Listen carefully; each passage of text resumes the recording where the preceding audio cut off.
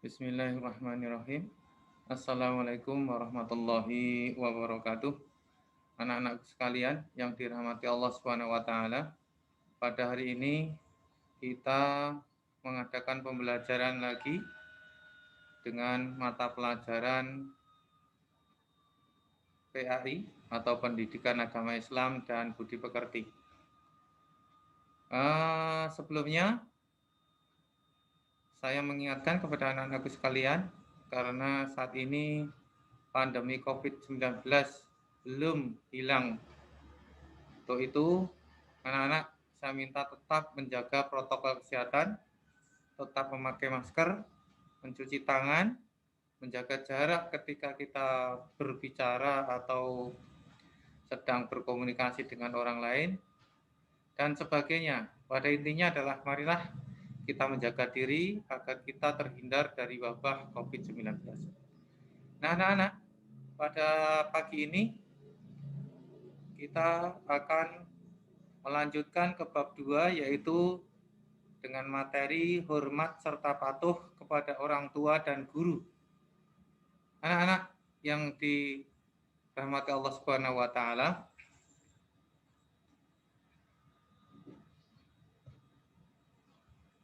tentunya kita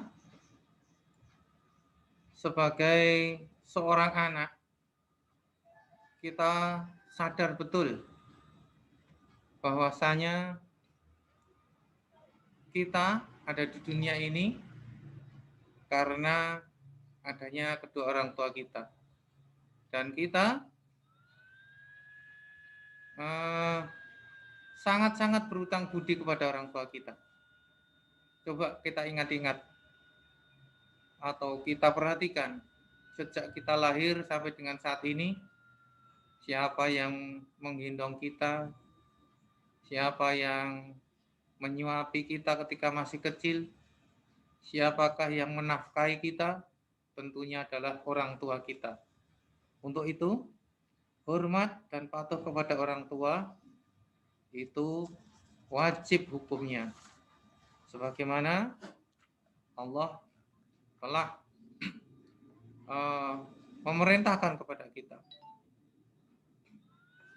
Baik anak-anak, kita lanjut. Yang pertama akan kita bahas adalah hormat dan patuh kepada orang tua. Tentunya sekali lagi kita sadar siapakah kita yang melahirkan, kemudian siapakah yang mendidik dan merawat kita sejak di kandungan hingga saat ini, dan siapakah yang menafkahi kita, yang menyuapi, memberi makan kepada kita, itu adalah orang tua kita. Maka sudah selayaknya kita hendaknya hormat dan patuh kepada orang tua kita. Nah, kita bahas yang pertama, yaitu apa sih makna hormat dan patuh kepada orang tua kita.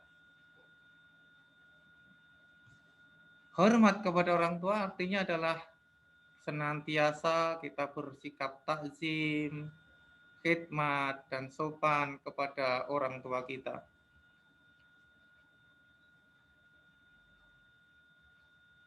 Nah, kemudian yang berikutnya adalah patuh. Apa sih patuh itu? Patuh kepada orang tua yaitu secara istilah berarti mentaati dan mengikuti nasihat yang disampaikan oleh orang tua kita. Yang jelas, orang tua kita itu menasehati kita itu tujuannya adalah agar kita menjadi lebih baik, agar kita memiliki masa depan yang gemilang. Orang tua kita sangat-sangat menginginkan kita untuk menjadi orang yang sukses, baik sukses di dunia maupun di akhirat. Dan anak-anak, kita diperintahkan untuk hormat dan patuh kepada orang tua kita itu adalah dengan dasar Allah Subhanahu wa taala memerintahkan. Adapun beberapa ayat yang menerangkan kepada kita bahwa Allah itu memerintahkan kita untuk senantiasa hormat dan patuh kepada orang tua. Yang pertama ada di surah An-Nisa ayat 36, Allah berfirman, A'udzubillahi minasyaitonirrajim. wa'budullaha wa la tusriku bihi syai'a wa bil walidayhi ihsana wa bidzil qurba wal yatama wal masakini wal jari dzil qurba wal jaril junubi was sahibi bil jambi wa banis sabili wa ma malakat aymanukum innallaha la yuhibbu man kana muhtalan fakhur, yang artinya sembahlah Allah dan janganlah kamu mempersekutukannya dengan sesuatu pun. Wa'budullah wa la tusriku bihi syai'a. Sembahlah Allah dan janganlah kamu mensekutukannya dengan sesuatu pun. Selanjutnya, wabil walidaini ihsana. Kita diperintahkan untuk berbuat baik kepada kedua orang tua kita, karib kerabat kita, anak yatim, orang-orang miskin, tetangga yang dekat dan tetangga yang jauh, dan teman sejawat. Ibnu Sabil dan hamba sahaya, sesungguhnya Allah tidak menyukai orang-orang yang sombong dan membangga-banggakan diri. Nah, ini anak-anak, arti dari surah An-Nisa ayat 36. Jadi dari sini Allah telah menekankan kepada kita untuk berbaik kepada kedua orang tua kita. Di lain ayat, Allah Subhanahu wa taala juga berfirman dalam surah Al-Isra ayat 23, A'udzubillahi minasyaitonir rajim. Wa qadha rabbuka alla ta'budu illa iyyah wa bil walidaini ihsana. Imma yablughanna 'indakal kibara ahaduhuma aw kilahuma fala taqul lahuma wala tanhar huma wa qul lahuma qaulan karima, yang artinya, dan Tuhanmu telah memerintahkan supaya kamu jangan menyembah selain Dia, dan hendaklah kamu berbuat baik kepada ibu bapakmu dengan sebaik-baiknya. Dan jika salah satu di antara keduanya atau kedua-duanya sampai berumur lanjut dalam pemeliharaanmu, maka sekali-kali janganlah kamu mengatakan kepada keduanya perkataan ah. Kalau di sini dikatakan ya, ah. Dan janganlah kamu membentak mereka dan ucapkanlah kepada mereka perkataan yang mulia. Nah, ini anak-anak. Bahkan kita bilang saja kepada orang tua kita, itu dilarang oleh agama. Itulah sungguh luar biasanya Allah Subhanahu wa taala memerintahkan kepada kita. Sungguh luar biasa agama kita, dinul Islam, telah mengajarkan kita untuk berbuat baik kepada kedua orang tua kita. Dan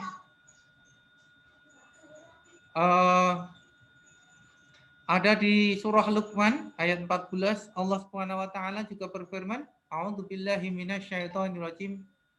Wa wassaynal insana biwalidayhi hamalathu ummuhu wahnan ala wahnin wa fisaluhu fi amaini aniskurli wali walidayk ilayyal masir, yang artinya, dan kami perintahkan kepada manusia untuk berbuat baik kepada dua orang ibu bapaknya. Ibunya telah mengandungnya dalam keadaan lemah yang bertambah-tambah dan menyapihnya dalam 2 tahun. Bersyukurlah kepadaku dan kedua orang ibu bapakmu. Hanya kepadakulah kalian akan kembali. Nah, ini anak-anak. Dalam surah Luqman ayat 14 ini, Allah berfirman atau memerintahkan kepada kita untuk berbakti atau berbuat baik kepada kedua orang tua kita. Bagaimana diceritakan di sini bagaimana ketika ibu kita mengandung? Coba dari usia 1 bulan sampai 3 bulan, ibu kita sungguh luar biasa. Pernah mungkin adik-adik atau anak-anak mendengar istilah ngidam ya? Sungguh luar biasa. Makan nggak bisa, muntah. Menginginkan sesuatu ketika sudah dimakan, ternyata muntah lagi. Sampai beberapa hari, bahkan sampai 3 bulan, ibu kita itu susah makannya. Sangat lemah dan semakin lemah. Kemudian ketika perutnya sudah membesar, itu juga beban. Akan dibawa kemana-mana kita, sampai dengan kita dilahirkan.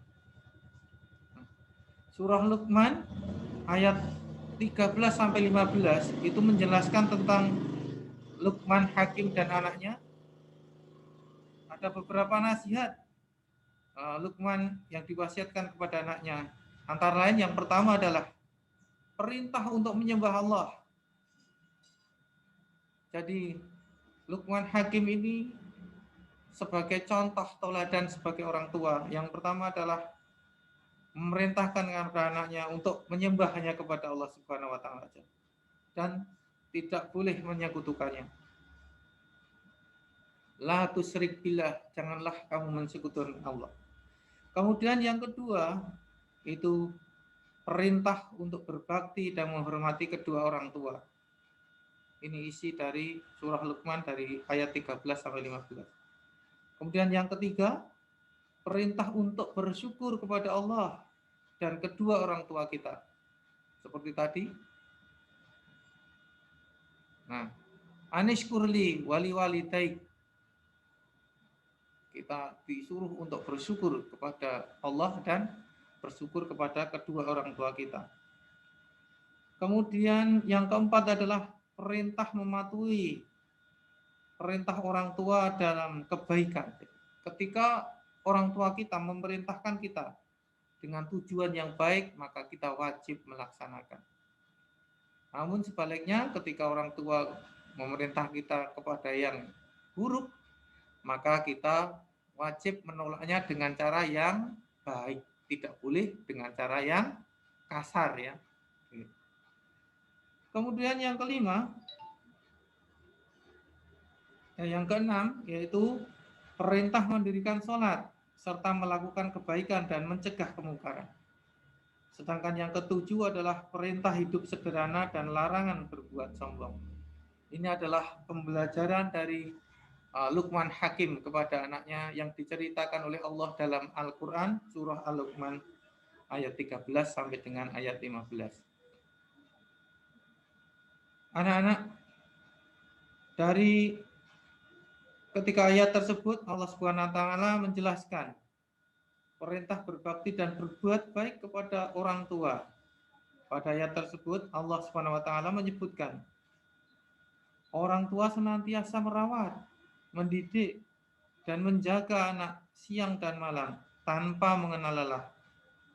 Dengan demikian kita harus senantiasa bersyukur kepada Allah dan kedua orang tua serta senantiasa berbaik atau berbuat baik kepada kedua-duanya. Perintah berbuat baik dengan hormat dan patuh kepada orang tua juga terdapat dalam hadis, yaitu An Abi Hurairah anin Nabi sallallahu alaihi wasallam qala raghima anfu summa raghima anfu summa raghima anfu ila man ya Rasulullah qala man adraka abawaihi 'indal kibari ahadahuma aw kilaihima falam yadkhul jannah. Yang artinya dari Abu Hurairah Nabi Muhammad SAW bersabda, celaka, dia celaka sampai 3 kali. Lalu beliau bertanya, siapakah yang celaka ya Rasulullah? Kemudian Rasulullah menjawab, barang siapa yang mendapati kedua orang tuanya dalam usia lanjut atau salah satu dari keduanya, tetapi dia tidak berusaha masuk surga dengan berusaha berbakti kepadanya dengan sebaik-baiknya. Nah, anak-anak, mumpung kita masih punya orang tua kita, ini adalah kesempatan emas untuk kita semua untuk meraih surga dengan mudah, yaitu dengan cara berbakti kepada kedua orang tua kita. Kita lanjut. Kemudian bagaimana sih perilaku hormat dan patuh kepada orang tua kita? Contoh-contohnya seperti apa sih? Oke, yang pertama adalah ini. Hendaklah kita mendengarkan dan mematuhi nasihat orang tua. Jadi kita ketika dinasihati oleh orang tua kita, hendaklah kita mendengarkan. Kemudian dipatuhi, artinya apa? Kita laksanakan perintah-perintahnya atau kita laksanakan nasihatnya. Yang jelas, tidak ada orang tua yang memerintahkan anak atau menasihati anak untuk hal-hal yang buruk. Pasti akan menasihati untuk hal-hal yang baik. Dan orang tua kita sangat-sangat menginginkan agar kita menjadi orang yang sukses. Sukses baik sukses di dunia maupun sukses di akhirat. Ini adalah nasihat orang tua kita. Kemudian yang kedua adalah bisa berwujud membantu pekerjaan orang tua. Jadi wujud dari hormat dan patuh kepada orang tua itu yang kedua adalah bagaimana kita membantu pekerjaan orang tua kita. Ya. Kalau seperti anak-anak mungkin bisa ya, kalau yang anak putri bisa membantu dengan cara membantu ibu memasak, kemudian mencuci piring, dan lain-lain. Untuk yang putra mungkin bisa membantu menyapu, bersih-bersih, dan lain sebagainya. Ini adalah wujud dari perilaku hormat dan patuh kepada orang tua kita. Selanjutnya yang ketiga adalah senantiasa meminta doa restu dan izin. Nah, anak-anak, sudahkah ketika kita meninggalkan rumah atau bepergian atau mungkin pergi ke sekolah, sudahkah kita bersalaman kepada orang tua kita, kemudian kita mohon izin, Bapak atau Ibu, saya mau berangkat sekolah, mohon doanya semoga diberikan kelancaran, kemudahan dalam menuntut ilmu. Apakah anak-anak sudah melakukan? Nah, kalau belum, mulai saat ini anak-anak harus siap melakukan. Kemudian yang keempat, yaitu hendaknya kita menyayangi dan mengasihi kedua orang tua kita. Menyayangi dan mengasihi orang tua kita. Orang tua senantiasa menyayangi dan mengasihi anaknya tanpa mengharap imbalan atau balasan apapun.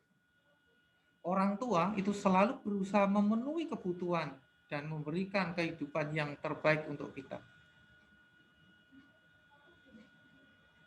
Seorang anak tentunya wajib membalas atas budi kebaikan dari orang tua kita tersebut. Bagaimana orang tua kita merawat kita, walaupun kita tidak mungkin bisa membalas kebaikan orang tua kita. Karena begitu banyaknya jasa-jasa orang tua kita kepada kita. Nah, untuk itu kita wajib menyayangi dan mengasihi orang tua kita. Kemudian yang selanjutnya adalah hendaknya kita senantiasa mendoakan kebaikan bagi orang tua kita. Baik orang tua kita yang masih hidup maupun yang sudah tidak ada. Ketika orang tua kita hidup, doanya adalah misalkan ini, ya Allah, berikanlah kelancaran orang tuaku untuk dalam mencari rezeki yang halal dari-Mu, ya Allah. Berikanlah keselamatan orang tuaku, ya Allah. Berilah penghidupan yang lebih baik, ya Allah. Dan kalau sudah meninggal, kita juga wajib tetap mendoakan. Jadi mendoakan orang tua itu tidak ada putusnya. baik ketika orang tua kita masih hidup maupun ketika orang tua kita sudah tiada. Itu tetap wajib kita untuk mendoakan kedua orang tua kita. Nah, kenapa? Karena kita itu sebagai aset orang tua kita ketika nanti orang tua kita sudah tiada. Yang mana dalam sebuah hadis Rasulullah SAW bersabda, "Idza mata banu adama in qata'a maluhu ila min salasin." Ketika anak Adam itu meninggal, mati, akan terputus amalnya kecuali 3 perkara. Ila min salasin. Yang pertama adalah shadaqatun jariyah, amal jariyah.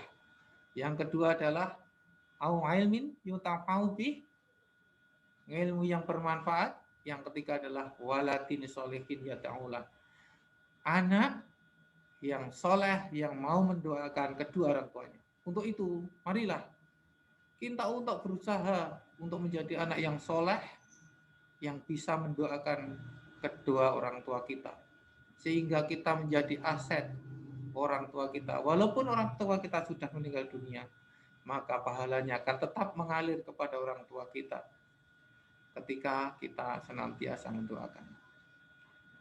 Kemudian yang selanjutnya, yang keenam, yaitu kita berusaha untuk mewujudkan harapan dan cita-cita orang tua. Orang tua ingin sekali melihat kita bahagia. Minimal kita menjadi orang yang baik. Minimal kita menjadi orang yang soleh. Minimal kita menjadi orang yang menyenangkan orang tua kita. Syukur kalau misalkan orang tua kita berharap mempunyai cita-cita agar anaknya bisa menjadi dokter misalkan, kita berusaha menjadi dokter. Kalau tidak, minimal yang tadi harus kita miliki. Menjadi anak yang soleh, menjadi anak yang baik, menjadi anak yang berbakti. Minimal adalah itu.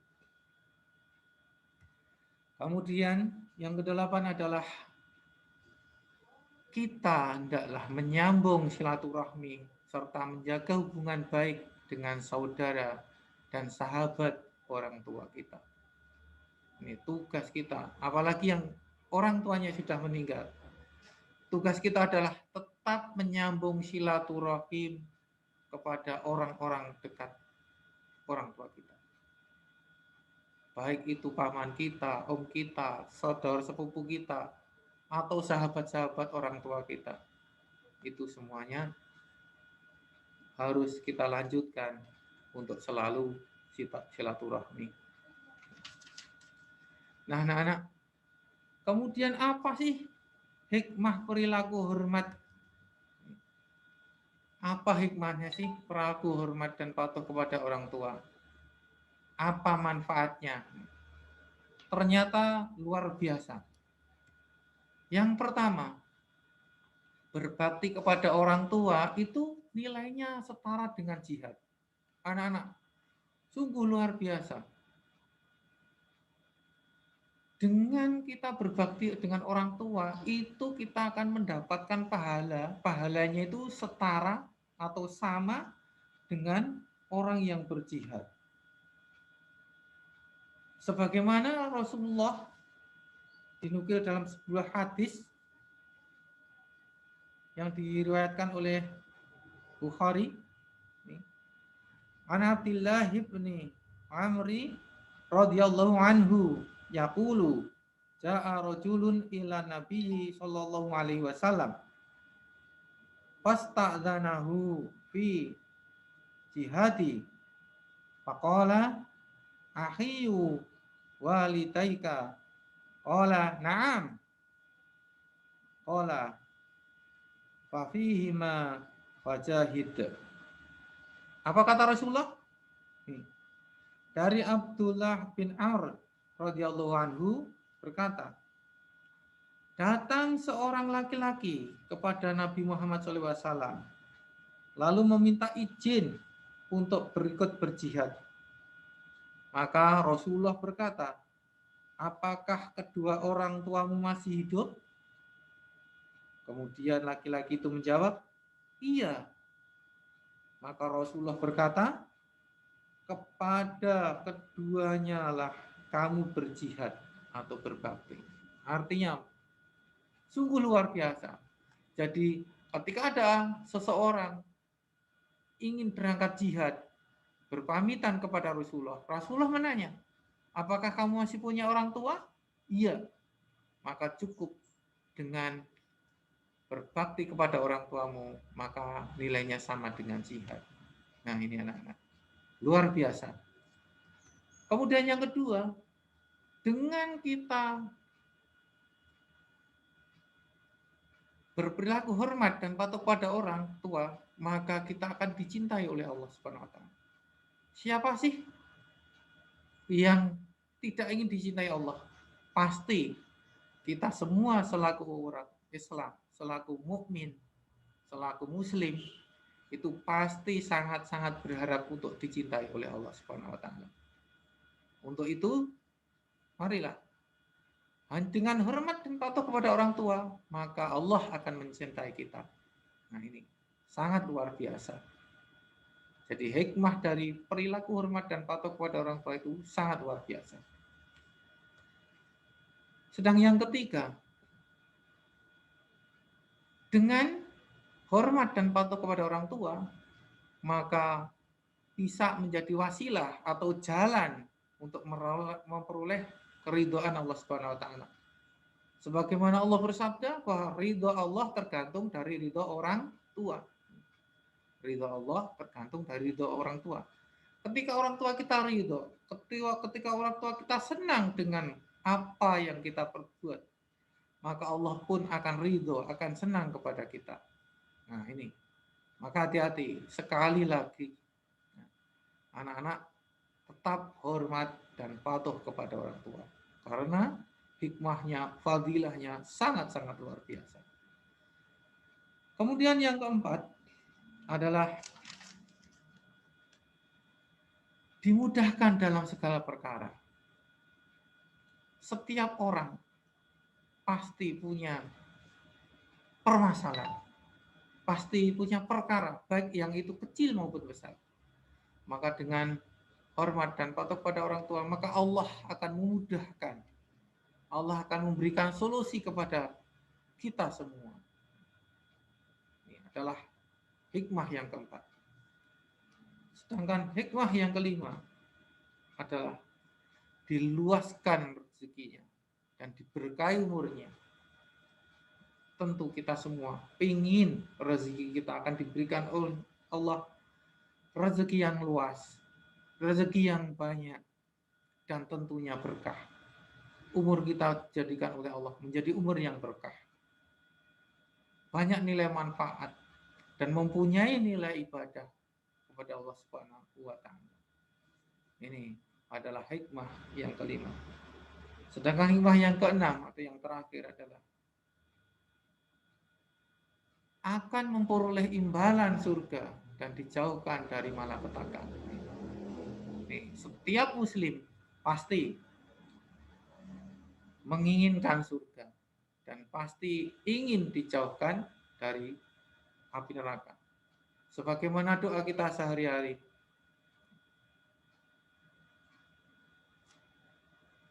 Rabbana atina fid dunya hasanah wa fil akhirati hasanah wa qina adzabannar. Ya Rabb, kita minta untuk dimasukkan ke surga dan dijauhkan dari neraka. Ini.